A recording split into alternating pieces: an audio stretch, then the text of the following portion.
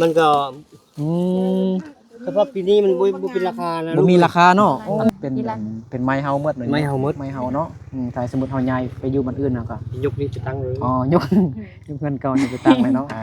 ก็จะไปเบิ่งเนาะไปลมเบิ่งดินแต่ละบ่อ ไปแต่ละบ่อนลองท่าเบิ่ง ถ้าว่าบ่อนเด้อ สำใดก็ให้เขาวัด ได้ แล้วผู้ใหญ่เพิ่นก็ให้เบิ่งดินมันอยู่อันตำแหน่งมันอยู่บ่อนไหนอยู่ซ้ายหั่นน่ะพอแล้วติ เอาไปแล้วมันเอาไป ฮะเอาไปหมดนี่ หมดนี่แหละเอาไปปั่นพี่ปั่นน้องกิน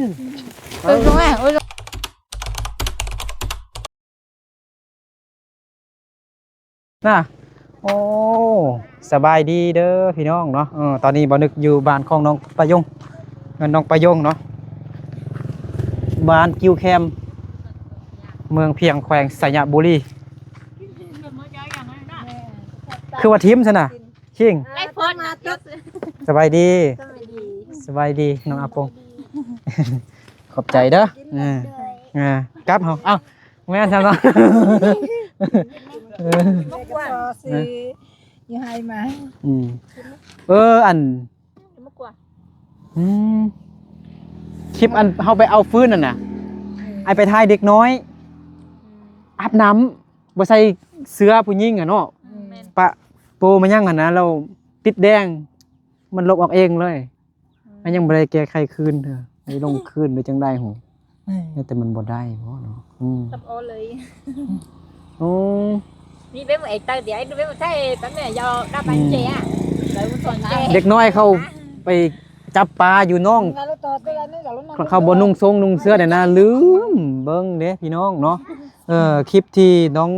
ปะยงกับอาปงแล้วก็มีซาวลี่แล้วก็เบานึกเด้ไปเอาฟืนที่น้องปะยงกับแม่ไปตัดไว้เนาะมื้อนั้นเนาะแล้วในคลิปนั้น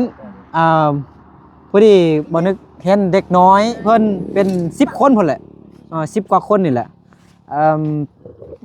เอาไม้ไปฟาดปลาอยู่หั่นเนาะไปตีปลาอยู่นอกหั่นแล้วบางคนเนี่ยเขาบ่นุ่งทรงเสื้อหั่นนะเรา เห็นเอาไว้ยังว่าไอ้ยังต่างๆแล้วบัดนี้คลิปนั้นมันติดแดงเลยมันลบแบบอัตโนมัติเลยบ่นึกบ่ทันลบเลยมันจะลบเองออกจากระบบ YouTube เลยโอ้เสียดายแฮงเนาะเป็นคลิปเสียดายแฮงแล้วก็สงสารน้องอาปงกับปะยงเนาะไปเอาฟืนบักไกลๆพี่น้องเป็นจังได๋สบายดีอยู่บ่ได้อาบน้ำใส่นั่น บ่ เอ้ามื้อนี้ไปยัง ไปหาจาง ไปรับจ้างได้เงินหลายบ่ บ่ ได้ ตีน้อยเดียว ได้จักแสนมื้อนี้นะ 2 แสน 200,000กีบประมาณ200กว่าบาทพี่น้องเนาะ300กว่าพอเด้พออยู่เฮือนบ่ บ่ตัวนั้นน่ะพ่อ อ๋อดีใจแล้วบ่บัดนี้ดีใจคิดฮอดพ่อแม่เนาะฮักก็มาฮอดบ่ฮักก็มาฮอดกะติจิ สบายดีพอเด้อ เพราะกะติจิ สบายดีลูก โน้ยกินหยัง ลูกซื้ออันน่ะที่มาก้อนพ่อนะ นั่งไหม เพราะว่า พ่อมามอเพราะได้ก็เลยมาเดาเจอก็ต้อง ยังไงอาปง บ่เจอเนาะพ่อ โอ้ขอบใจ ไปได้ กิน ไป เพีย ได้ ง 2-3 มื้อได้เกือบได้เดือนนึงนี่ ก็ไปจากมือก็ไปคุดขิงนะ บ้าไปเกือบได้เดือนนึงแล้ว พอแม่น้องไปยงหากอกลับมาจากหับจ้างเนาะไปคุดขิงนั่นเนาะ รับจ้างแดแล้วก็คุดของเฮาแด ของเฮาเด้ นี่ของเฮาตัวนี้ เขามาเฮือนเด้เนาะ เดี๋ยวตอนแม่สนใจ เพราะว่าปีนี้ได้ไปปลูกนี่คือก็ กินก็บ่งาม บ่งามได้บ่เป็นราคานี่ โอ้ยบ่ตัวเกียลูก พลาดเลย นี่มันมันก็เฉพาะปีนี้มันบ่เป็นราคานะ บ่มีราคาเนาะ มันไม่ได้ยอมมือตลาด ปลูกลายบ่ส่วนเฮานะ ก็น้อยเดียวประมาณ5-6เป่าแนวนี้นะ อ๋อเฮาเป่า เดี๋ยวไปกินแม่นึง กินตอนนี้ได้บ่ กินบ่ได้ตอนนี้ กินได้เต้ กินเยอะพี่น้องโลอันบางมือก่อนนั่นแท้ว่าโลนึง2,500ว่าซั่นให้มันเงินมาซื้อนะแล้วเอาไปเอามาแล้วขนาดคนซื้อไร่โพสต์คนออกไปค่ายไร่โพสต์นั่นเนาะ อ๋อ ไปค่ายคือ เราเอา100ต้นที่เขาเอาไป200-300ต้นเราคิดนี้ไล่เราก็ยอมโอ้บัดนี้นะเรากดราคาลง 2,000 บัดนี้นะ โอ้ปีกายนี่ก็ราคาคือดีอยู่นะ 5,000 กีบเนี่ย บ่ปีกายราคา10,000ไหนลูก ฮะ 7,000 พัน เอ กี อบ แม่นๆๆๆ 7,800 9,000นี่แหละ 10,000 โอ้โหแนวสิเฮ็ดแล้วเดี๋ยวนี้น่ะ อ๋อแล้วเดี๋ยวพอแม่น้องประยงไปหาเงินนี่จักมื้อก่อน2อาทิตย์บ่ ไปเขาไปวันที่วันที่23นะลูก วันที่23 พ่อกับแม่ไปวันที่23 เดี๋ยวซ้ำนี้วันที่4 เจ็ด นะ เดี๋ยว 7ป่ะเอาโน่นที่ฉันเหรอ 11มื้อบ่12มื้อบ่ 10ไปมือหัน ดี สิ จี ไป เหรอ มื้อเนาะอ่า ไปฮอดพุ่นแล้ว ก็ ก็ 2อาทิตย์อาทิตย์กว่าเนาะอาทิตย์ปลายเนาะ ปลาย ได้เงินจักล้าน ตัวเลขแท้อัน อาจารย์ได้สับจนไปก็ได้ สับต้นปลายล้านแปด ในล้านแปดโอ้ล้านแปดก็ประมาณ 2,000พี่น้อง2 ไม่เจ้าจะเสียน้อง 3,000 บาทพี่ ล้า น้ น อง แปดนี่ก็ถือว่าคือตัวเลขมันก็ถ้าไปเฮาก็บ่มีหยังแล้วก็ซื้ออยู่ซื้อกินแท้แล้วก็ได้เงินตัวเลขตัวจริงมานี่ก็มันจะได้เชื่อแต่ร้านปลายนิดเดียวนี่ลูก มีเงินล้านไปหน่อยนึงเนาะ ได้ตัวเลขตัวจริงมานี่มันร้านซ่องลูกเลย มันมั่วๆนะ เอาจะซื้อพ่อกับบ่ได้อยู่บ่ได้เศร้าเลยไปขุดตัวมือเลยได้ฮอนแต่ อาจารย์ได้ห้ามเด็กได้สับ เพราะว่าน่าจะขอ อัน จี นี้ น ก็ได้อันนี้ก็ได้นั่น แล้วก็บ่เขาเอาเงินให้ลูกต้องคนให้ลูกต้องคนนี้แน่นะเพราะว่าน้องชายเขาสิขึ้นไปแล้วบ่เขาว่าน้องชายท่านเบิ่งเวลาเด็กน้อยทุกคนมีเงินให้เขาไว้ให้จักเส้นนึงสิเขาเอาให้กับพ่อแม่ก็ใส่เขาแน่ อ๋อ แม่ก็ไปจิตนี้ซีนเขาโลนึงอยู่หั่นอีกจะแบ่งให้เด็กน้อยทุกคนแน่แล้วก็ได้ยินว่าอันเราลูกนึกมาลูกนึกก็บางก่อนท่านลูกนึกก่อนหน้านั้นเนาะลูกนึกก็เอาให้เขาแน่สิพ่อก็ดีใจโอ้ ผู้ใหญ่เพิ่น ผู้ใหญ่เพิ่นเอาให้ อยู่อ เนาะ เมริกาแม่นอัน FC อยู่ทางอเมริกาฝากมาให้500,000กีบก็มื้อที่อันแม่น้องประยงฝากเงิน100,000ให้อาปงหั่นแหละเป็นยิงน้องอาปงว่า พ่อก็ดีใจว่ามาลูกนึกนี่มาช่วยแล้วเลย FC เพิ่นช่วย FC ทางอเมริกา ปกตินี่พ่อก็อยู่คือว่าเนี่ยลูกเต้าอยู่บ้านที่ก็คันว่าเข้าไปรับจ้างบ่ได้เนาะบ่มีผ่านมาบ่มีอันผู้มาถ่ายบ่มี FC ช่วยมานี่ก็โอ้ยทุกข์ยากแท้ๆเด้เพราะว่าผู้เป็นเอื้อยนี่ไปรับจ้างเลี้ยงน้องนี่เอาแท้เอาว่าน้องพ่อแม่นี่ก็ทางเฮ็ดของตัวเองได้รับจ้างได้ฝากเงินมาให้ได้ โดย ก็พี่น้องอยู่พี่น้องเป็นพ่อเอาเขานี่ก็เขาก็บ่อยากเขาบ่อยากเว้านำเฮาแล้วเพราะว่าเขาก็เอาลูกเฉพาะลูกเขาก็หลายคนเนาะบางเทื่อน้องสาวอยู่กับน้องสาวก็บ่อีหยังน้องสาวก็มีแต่น้องสาวแหละเอาให้อยู่ช่วงนี้ก็ลูกนึกขึ้นมาคือปีกายนี่แต่ลูกขึ้นมาเนาะมาแล้วก็ FC เพิ่นช่วยมานี่พ่อก็นอนแต่ละมื้อพ่อก็คืออันผู้อยู่ทางไทยอยู่ไทยฮะเนาะผู้นั้นช่วยมา เขาก็คิดว่าโอ้อยู่ในโลกนี้มีคนใจบุญปานนี้นะมีคนใจดีแท้ๆโอ้ได้ยินแต่เพิ่นเว้าเนาะมันบ่เคยมีแต่ว่านี่มีความจริงนะ ในความจริง มีความจริงว่า ความฝันเฮากลายเป็นจริงเนาะตะกี้เฮาคิดว่า คนเฮานี่มีผู้ใจดี มีผู้ใจบุญแท้ๆมึงต้องเอาความสร้างความดีมาช่วยกันแท้ๆโอ้ จะก็ได้ดูนะ แล้วพ่อก็คือว่าความเป็นคนนะพ่อยักคือว่ายักพอถ้อยแล้วยักตายไปก็ยาว่าสังฆพันธ์มาแต่ว่าภายหลังการมี FC ผู้อยู่ไทยหันเพิ่นช่วยมาพ่อก็ว่าหือแห้งมีเท่าไรก็กูกัดปันสู้จนเต็มที่พ่อคิดในใจแบบนี้ไหนพ่อก็ โดย แม่ไปเสิร์ฟก็ไปนำแต่ผมแม่บ่ไปพ่อก็ไปตอกตัดไม้ตัดพอกเฮ็ดนี่นั่นผู้เดียวนะอันบ่มีผู้อยู่นั่นผู้อยู่ไทยหันช่วยมานี่โอ้พ่อก็พอขึ้นนี่ได้ยินแต่เขาเว้าเนาะเขาเว้าเด้อว่าตัวหลายคนคิดตัวนะแล้วคนจีนนะเนาะมาคิดตัวมาที่ชายลูกเต้าลูกนั้นความจริงรู้จักได้ลูกเต้าเขาไปค่ายซื่อ แม่นคนจีน บ่คือ มีอยู่ตอนนี้ก็ยังมีอยู่ไหนเขา บ่คือพี่ เขาซื้อเอา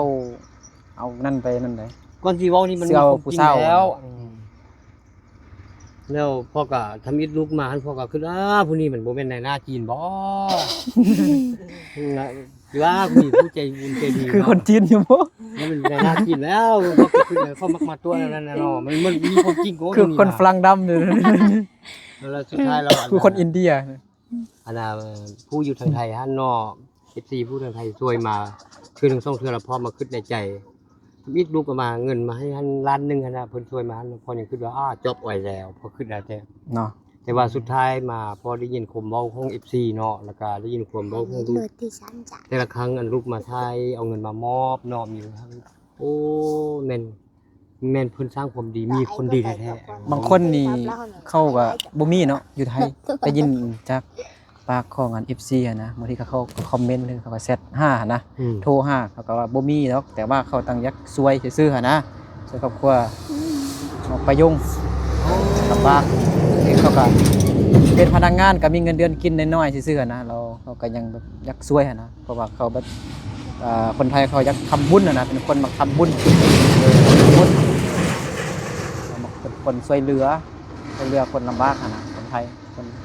น้ำใจดีจิตใจดีจิต พ่อ ใจ ยัง ศรัท คิด ธา เลยยังคิดว่าอีไซนี่บุญคุณโตอันให้ลูกให้หล้านนี่แนวเด้อน่ะลูกเฉพาะลูกกับเพิ่นนี่พ่อคือมือนี้คิดว่ามันอันน่ะเป็นลูกของพ่ออะไรเป็นพ่อลูกของพ่อเพิ่นของพ่อคือกันเลยแล้วก็พ่อว่าเฮ็ดแล้วได้คือต้องบุญแทนคุณ FC ผู้เพิ่นช่วยมาเพิ่นเป็นคนดีแท้ๆคนใจบุญแท้ๆสมือนี้อันน่ะนี่เราทุ่งบางคนนี่ยังเว้าอันว่าให้พวกลูกว่ามาทายให้เงินมาโอ้ยมาทายเพื่อเงินมาทายมาคิดตัวนี้เพราะว่า บ่ต้องเว้าเท่านั้นน่ะบ่ต้องเว้าก่อนเพิ่นมาทายเพิ่นเป็นสะพานบุญซื้อ เฮ็ดมาได้ 2-3 ปีแล้วล่ะ แต่พักต้นคนเราสู้นี่บ่อยากเข้าใจฮะ เข้าใจบางคนบ่ฮู้เนาะเขาบ่ได้เบิ่ง เออ โลกโซเชียล อยากเว้าประมาทนะเนาะแต่ว่ามีแท้ๆมื้อนั้นน่ะเฮาตอนแม่กับประโยคเว้าสุพ่อฟังว่าตอนไปดูกินหัน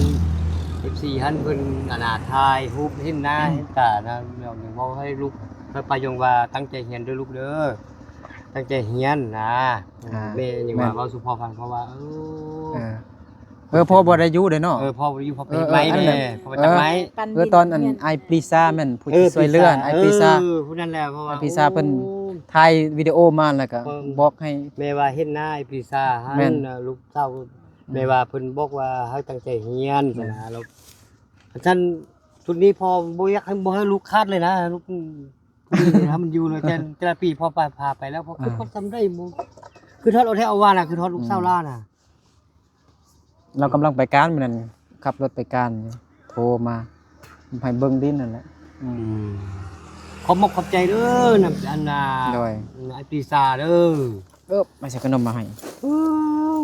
คันบ่มีเพิ่นนี่จักพอนี่เฮ็ดได้พอนี่เอาชีวิตกลับมาสู้นี่ย้อนผู้เดียวนี่แหละเพิ่นช่วย ซื้ออันซินหมูมาให้ปีกซุกแล้วบ่เป็นซินหมูดอกมันจะเป็นแบบติดนั่งอะนะ ลูกซื้อมาให้ แม่นโดยอาปง ขอบใจ ครับผม เด้อ ขึ้นยังอยู่ดีใจอะแม่มาแล้วดิฮะ ไงบัว ไก่บัวมันติดนั่ง กิน เอาปิ้งเหรอ หลายป้าที่เจียนที่ยอดเลยแต่หลายตัวไทยดาวเนาะเขากูรู้ว่ารู้เจ๋งเนาะแต่หลายยิ่งป้ากูรู้นั่งเจียว ตัวป้ากูตัว โดย หัวตัวมีหนัวเนาะเจหัวตัวเนาะ EFC แล้วมาหัวปีศาจเนาะเนาะเราสัตว์ไทยเจเนอะ โดย ตัวnó mà người bác của tôi mình nhùa cần tóc cần tờ họ tu nó tu ruột nó mà do tu cho cũng ấy pizza nữa còn như hu lò cho tụi nó mỗi nhiêu cho tụi nó tôi sai tôi phá nữa อันนี้มันเงินของ FC อยู่ทางฝั่งไทยคือกันจะซื้อว่าไอพีสวัยไอสวัยฝากมา400 บาท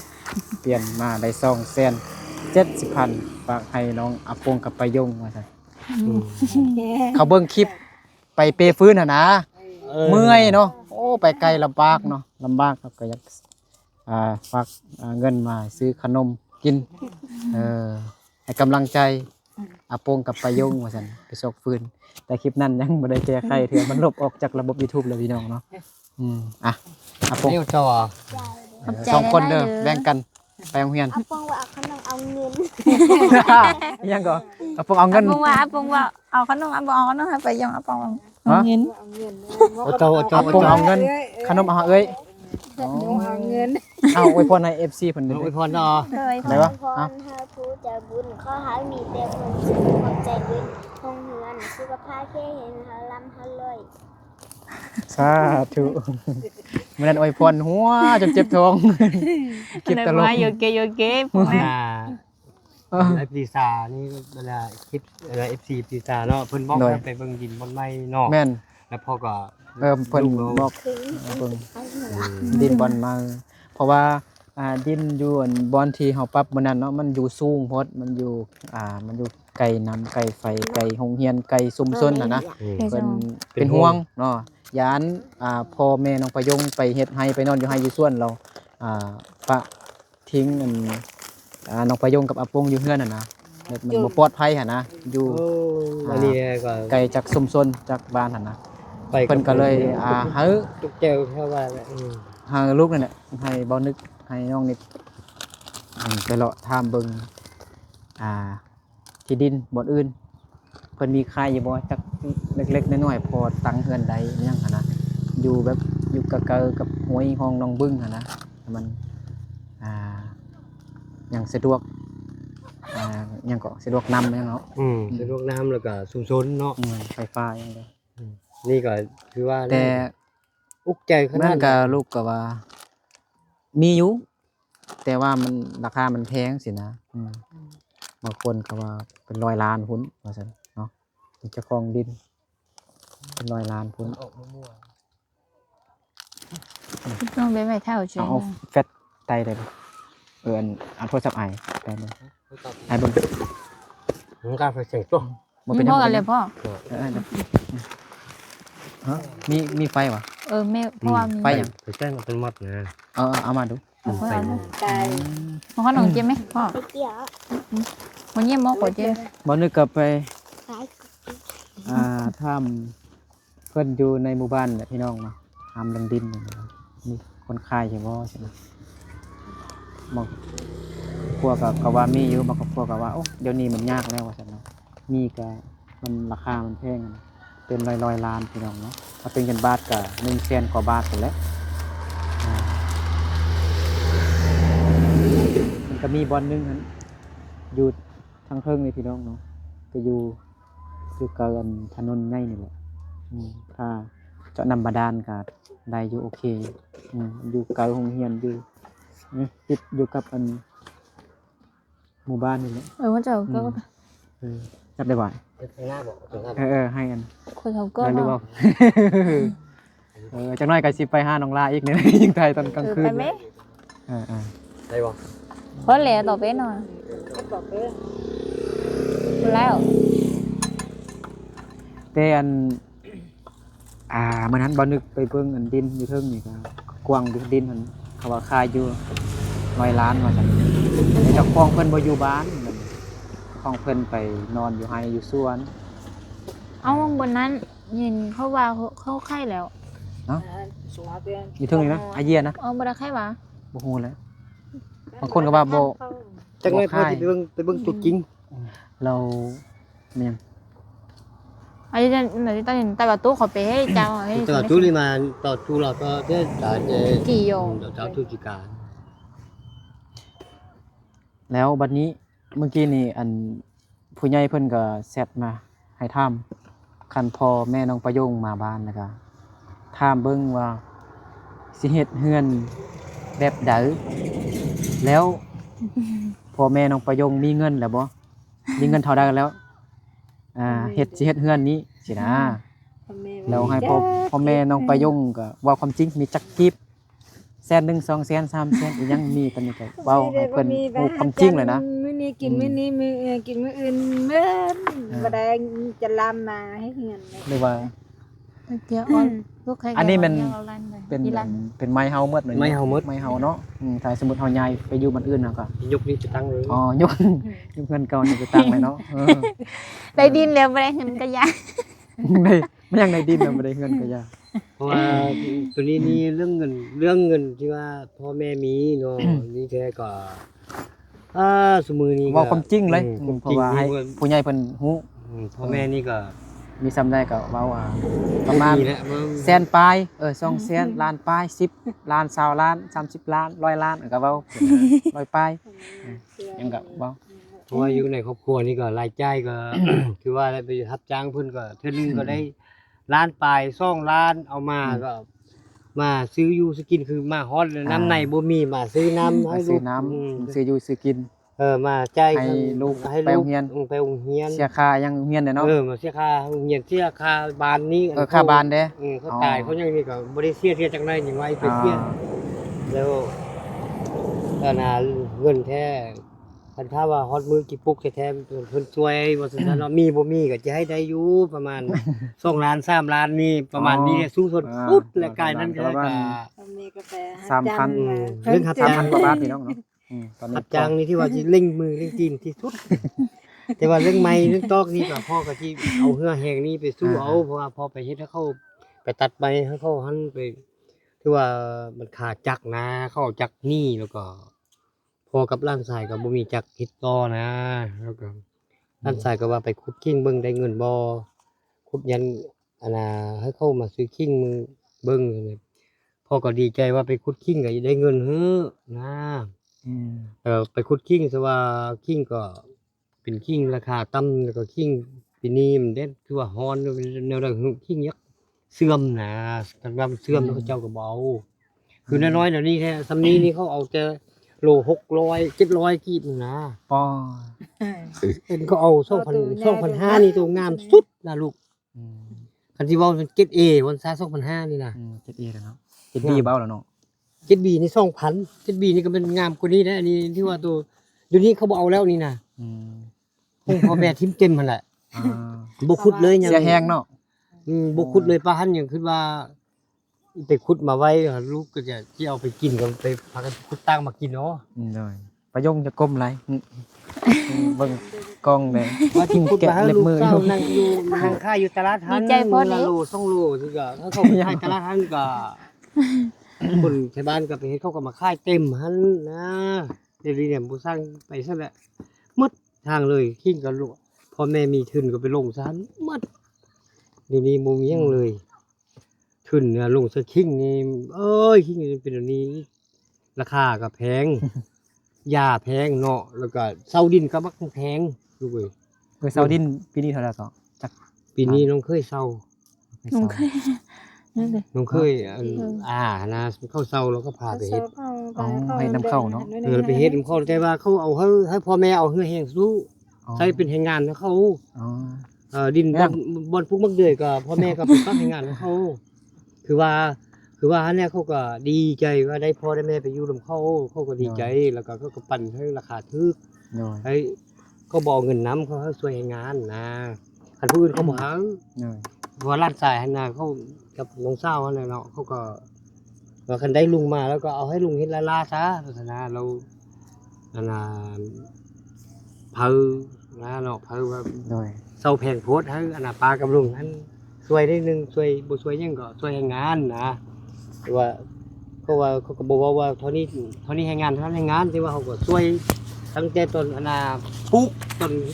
นั่นน่ะจนหมอกฮอดเก็บกูนี่มันจักเฮ็ดงานแล้วบ่ฮู้แหละเรื่องคันว่าเขาบ่ทันเขาเอิ้นตลอดเลยเนี่ยเขาว่าช่วยเขาแดกไปช่วย คือว่าเฮาสู้ชีวิตแฮงเนาะ จำเป็นได้ จำเป็นบ่มีเนาะ แต่เขาก็ยังว่า เงินก็บ่มีดินให้ก็บ่มีเป็นของตัวเองเนาะบ่มีทุกอย่าง โอ้ยเขาก็อุกใจแล้วปีนี้เขาย้ายไปเมืองมาพุ่นหมดนะเนาะเพราะว่าอยู่ทางนั้นเขาเซาแพงพุ่นนี่ร้านก็ส่วนให้พ่อไปนำ โดย เขาส่วนพ่อไปเขาว่าเขาจะเป็นผู้พาไป ย้ายไปเฮ็ดอยู่นั้นมีใส่เอาแม่เนาะขอตื่นหน้า โดย กูไปพูดเรื่องเด้นั้นมีใส่หม้อมัน แล้วก็มันปลาตุยผู้อันพ่อข้อดินหั่นนะ ผู้ใดไปเฮ็ด ไป ผู้ ล้านของ ล้านนี่ล้านคนนี่นี่ ปีนี้ อยู่ เขา เพิ่นเลย ย้าย ผู้ไปตับ แต่บ้านนี้เขาไปไล่คน ม้ โอ้ นะ ผู้พ่อไปตัดไม้เขาย้ายเขาไปเฮ็ดทางบ้านทาง เดี๋ยวเฮ็ดให้บ่หรือบ่ เฮ็ดให้ขิงโอ้ ปีนี้เขาย้ายไปบุคินอยู่ ย้ายผู้ขิง ไป ไป เมื เมื อ อง งคิงอยู่เมืองมาพุ่นเนาะ อยู่บ้านมีไซเคยไปอยู่บ้านมีไซ แล้วก็ สั ปั น ก แมส คือ สัน อัน แต่ นี้พูดเราเพราะว่าอีกข้อถ้าเรามาวันที่นี้ข้อดินของเราแล้วเราข้อแบ่งซื้อบนเฮือนนี่นะเราก็ ได้ ไทยพุ่นหมดเราก็ว่าไปอยู่ไปเฮาไปอยู่พุ่นนำเราเราก็เอาไปนำแต่ว่าพ่อแม่บ่พ่อบ่ไปเพราะว่าบ่แม่ว่าบ่ไปไม่เท่าเอ้ยว่าเฮาไปอยู่บนคนบนมามันเขาจิไปสร้างหมู่สร้างครูสร้างพี่สร้างน้องมานี่มันก็คือปีนี้แหละแต่ปีแล้วปีไปสร้างพี่น้องมาก็ยากคือสุปีนะ เนาะ คืออยู่นำพอเท่าเข้าพุ่นแท้จักรยานก็มีเนาะรถซิ่งก็มี2-3คันก็ยังว่าบ่อยากทันนะอย่างนี้กิน เลยไอ้ล่าดิ เวลาไป เอาไปลิ้น เอาไปลิ้นน่ะบ่ไอ้ล่าก็มาแล้วเนาะนำกันเนาะ มานำกัน เออ ลืมกระโตอยู่บนเนี่ย เอ้า อยากอันจะกระโดดเหรอก ระโตอยู่นำน้องเจ้าเด้อ อ๋อ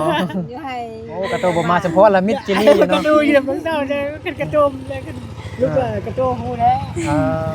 กระโตเนาะ น้องชายนะเฝ้านะพ่อยไปเก็บบักเกียงเด้ โดย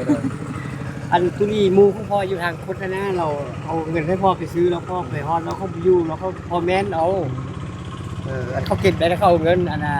อันเขาแม่นเอาแท้พ่อเฮาลานะเราเนั้นมัน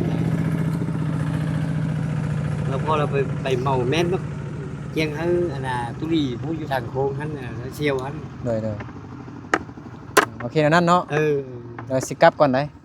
แล้วพ่อ ส จะ รุ ไป ป เบิ่ ก็ ง คือ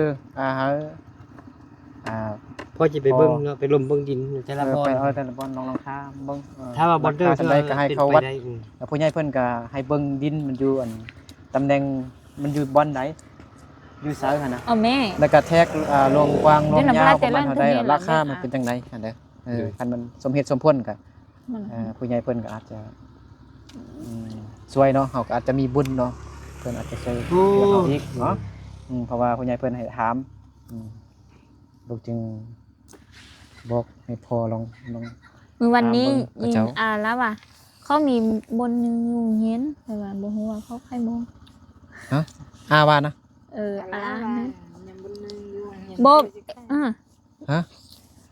giờ hay cho plan chứ เอา con ว่าภาษาลาวบ่ได้ว่าภาษามงกับบัดนี้ bố Hả? bố mẹ bà năng giờ vào hơn Hả? lá bà nhân cái này lòng tham mừng. là hút tia á chi này là bé sĩ phải ai nữa khó tí này nữa mua ra cho nó nè thế tự nhiên thì nóต้องกู้thôi tí á cá มื้ออื่น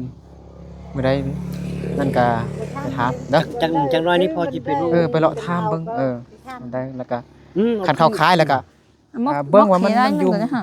ซอกบอลที่มันอยู่ไกลกัน hai tuần thì cũng vậy ทางใหญ่เด้อ ก็ที่ ทางใหญ่เป็นอยู่ไกล còn nói rằng tuần thì sao ồ นั่นแหละนะครับก่อนเด้อ นี่ก็ทำบนนึง มื้ออื่นไปโรงเรียนบ่ เอาคินไปกินกัน โอเคเอาคิงเหรอ น่ายาต้นดี พอจะเอาน้าช่างพ่อ บ่เอาลายเดี๋ยวเอาแต่2-3หัวก็ได้ นี่ ก็ เรา ได้ มินเชีย ไปแล้วนี่นะ เอาหมวกกันโตน้องที่ตาไปอะไรเอาแหละลูก ฮะ เพราะว่ากินบ่หมดเนี่ย บ่ เอา คายคาย บอกใครฮะ บอกใคร ก้อนพี่น้องไปเลย ทันวาน้องเข้าบ่งพักได้นะพอจะเอามาตอนผู้ละเป่าเลยนะพอมันไปห้าวเป่าน่ะ เอาบ่เอาแต่2-3หัวก็ได้เอาไป เอาไป ตัวกิน ปันน้องกินเลย เอา ลูกเอาไปปันพี่ปันน้องกินเลย โอ้ยก็สะดี เอาตรงนี้จับลูกเอาไปปันพี่ปันน้องกินเด้อ มันเหมามิน เอา เชีย ลูกช่วยพ่อก็ยังช่วย แม่จับดูแม่จับ ย ก ก ระ ขึ้นย เป๋าก ขึ้นยกขึ้น แม่จับเป้านี่กระเป๋า โอ้สัตว์คน พอละที่ เอาไปแล้วมันไป ฮะเอาไปหมดนี่ มดนี่แหละไปปันพี่ปันน้องกิน เอ้ยตรงไหนโอ้ยตรงจีบง เขาก็เขาจะได้บุปิดกินก็เอาทิ้งก็ได้ จักโลน่ะประมาณจักโลนี่นะ ลูกไปเอาอยู่พุ่นเนี่ยลูกไปตั้งแท็กซี่5 ปองพ่อก็จะให้น่ะ อ๋อปงเสียอีกพอแล้วเอาตอกมามัดนะ โอ้เจ้าก็ไป โอ้ผมมันจะ นี่ละโอ้โห มันจะ ข้ามานี่ก่อนเหรอที่พอแล้วมันมัดบ่ได้มันมัด ปง บ่ได้ จะได้ดีจีละเอาใจอาปง ใจปลายงพ่อแม่ปลายงเด้อ ก็คนทานพอกมาเอาไปต้มนะไปเฮ้ลุงนิด โอ้ยจะเอาไปขายอยู่ตลาดแล้วนี่ เอาไปค่ายก็ได้ ขายก็ได้ เอามันยบเปล่านี้ไปค่ายก็ได้ อยู่ฟังไม่ขายก็ได้บุกกินเราเอามาไว้สิ อ๋อ ทีนี้จะเอาไปฮัดตัวนั้นจะเอาตัวมัดให้คือเราลูกให้เราบ่ได้นะ บ่เอาโต๊ะมาเอาโต๊ะมาเอาใส่ทางหน้าก็ได้ใส่ทางหน้าก็ได้โอ้ขอบใจมัดบ่มีโต๊ะบ่ บุกนี้ เอามัด พร้อมแม่มดต้นแม่ต้องก็ต้องปัดตาเขาแช่น่ะ บ่อันนี้ใส่ทางหน้าก็ได้ เป็นมักอยู่ลูก บ่ พอจะเอาพอ จะเอามีดมาเอามีดตัดอันนี้ก่อน ไปเจอต้นของ จะเอา จะเอาอ่ะ เอาผ้ามาเดี๋ยวแล้วเอาผ้ามา โมโหโนแท้ ไอ้ก็จีขี้เงอจะเอาแช่ ใส่ทางหน้าเอาขอบใจเด้อจับกันเด้อเอา โอ้ยลูกเอ้ยอันนี้เป็นน้อยเดียวหรอก โอเคพี่น้องนะโอ้ยน้องปลายงเอาทิ้งอะไรพอน้องปลายงพี่น้อง พอนี่ยังจะให้ไล่กูนี่นะ โดยขอบใจเด้อ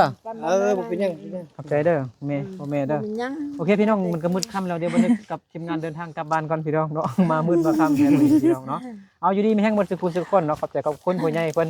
เบิดสุขุสุขคนเด้อ ใจเด้อ ขอให้ทุกๆคนจงอยู่ดีมีแห้งสุขภาพแข็งแรงขอบใจจะได้ความใครจะให้มีขอร่ำให้รวยเด้อสาธุบ๊ายบายเจอกันใหม่เนาะ